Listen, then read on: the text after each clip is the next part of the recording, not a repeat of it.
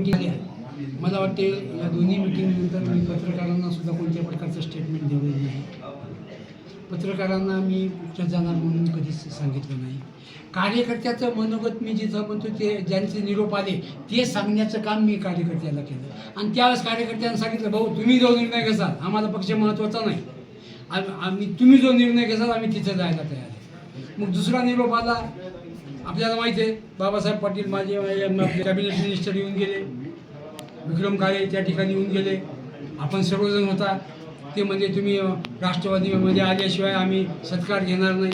मग त्यांच्यावर पुन्हा विश्वास ठेवून हे करून तिकडं काही आपल्या कार्यकर्त्याचं भलं होते का या दृष्टिकोनातून आमची चर्चा सुरू झाली.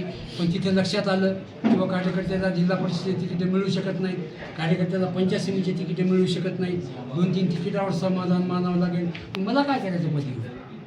माझे कार्यकर्ते जर मोठे झाले माझ्या कार्यकर्त्याला जर काही मिळालं तरच मी मोठा होणार, ही माझी भावना आहे. आणि म्हणून कार्यकर्त्याला जिथं काही मिळणार नाही तिथं मला अजिबात राहायचं नाही.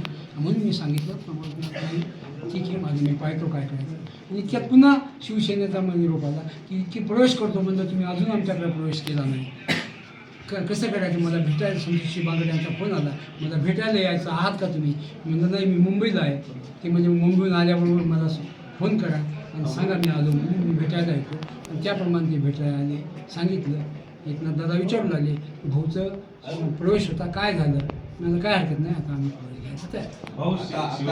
प्रवेश घ्यायचं हीच माझी भूमिका राहणार आहे.